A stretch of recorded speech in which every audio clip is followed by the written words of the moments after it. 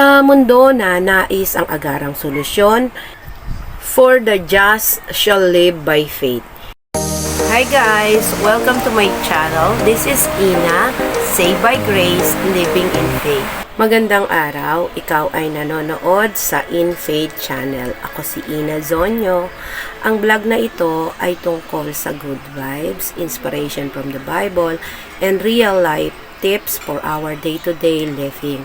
Samahan mo ako on this journey where we talk about timeless matter from the Bible, learn from cool characters, and share wisdom from God.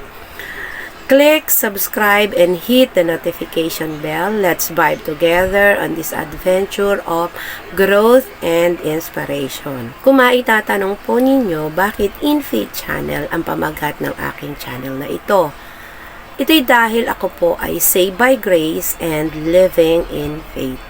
And one more thing is that I have this favorite prophet named Habakkuk. Favorite ko siya dahil sobra po akong nakaka-relate sa kanya. Kaya for today's video, tatalakayin po natin ang kasaysayan ni Habakkuk sa Book of Habakkuk. Si Habakkuk ay isang minor prophet na matatagpuan sa Old Testament ng Bible. Minor prophet siya pero hindi ibig sabihin na siya ay least of the prophet. Dahilan lang po na tinawag silang minor prophet ay dahil may iksi lang ang naisulat nila. Marami po sila. Meron po tayong 12 na minor prophet sa Bible.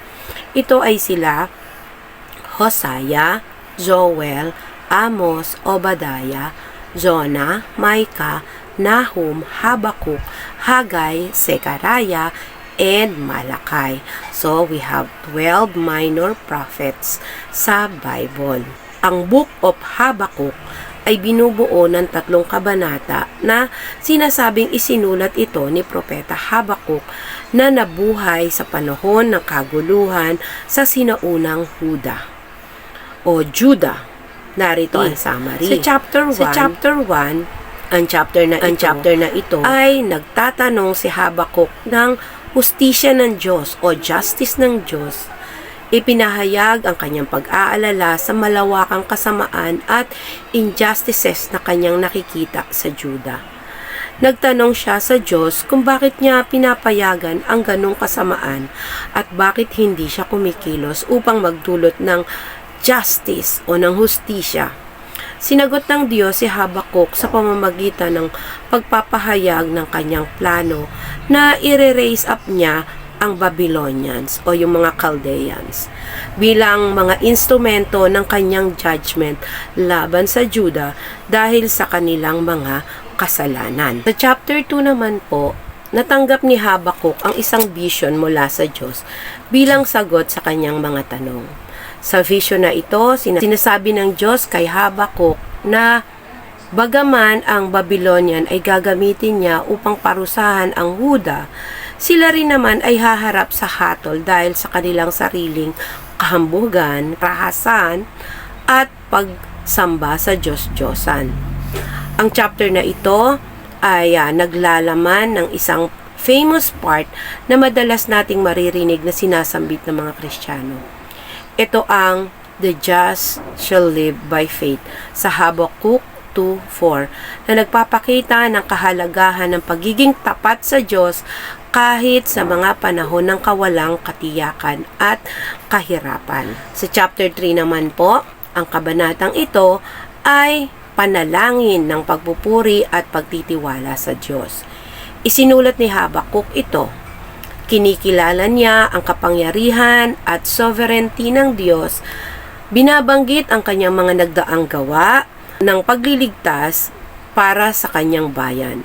Sa kabila ng papalapit na judgment and distractions, ipinapahayag ni Habakkuk ang kanyang tiwala at pag-asa sa kaligtasan ng Diyos. Nagtatapos ang chapter na ito na may isang pagpapahayag ng tiwala at kagalakan sa Panginoon kahit nasa harap ng pagsubok at kahirapan. Sa kabuuan, binibigyang emphasis ng Book of Habakkuk ang mga tema ng katarungan, pananampalataya at soberenya ng Diyos o yung sovereignty ng Diyos. Nagbibigay ito ng tanaw kung paano mapapanatili ng mga mananampalataya ang kanilang pananampalataya at pagtitiwala sa plano ng Diyos kahit sa mga panahon ng kahirapan at walang katiyakan. Sa panahon natin ngayon, marami tayong matututunan mula sa kwento ni Habakkuk na maaaring mai-apply natin sa ating personal na buhay at sa ating lipunan. Una, pagharap sa doubt and injustices. Tulad ni Habakkuk, natural lang na makaramdam tayo ng pagdududa at pagkabahala sa harap ng kawalang katarungan at kasamaan sa mundo. Itinuturo sa atin ng aklat na ito na okay lang na magtanong tayo at magduda at pwede nating dalhin ang lahat ng alalahanin natin sa Diyos. Pangalawa, pananampalataya sa gitna ng kaguluhan o faith in the midst of trouble. Habang hinaharap ang mga hamon, itinuturo ni Habakkuk na mahalagang panatiliin ang pananampalataya sa Diyos kahit na hindi natin agad nakikita ang solusyon o kinakalabasan.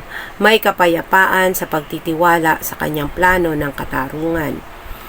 Ang kahalagahan ng paghihintay or the essence of waiting, ito ang ikatlong matututunan natin sa aklat ng Habakkuk. Sa mundo na nais ang agarang solusyon, ipinapaalala sa atin ni Habakkuk ang halaga ng paghihintay sa tamang panahon ng Diyos.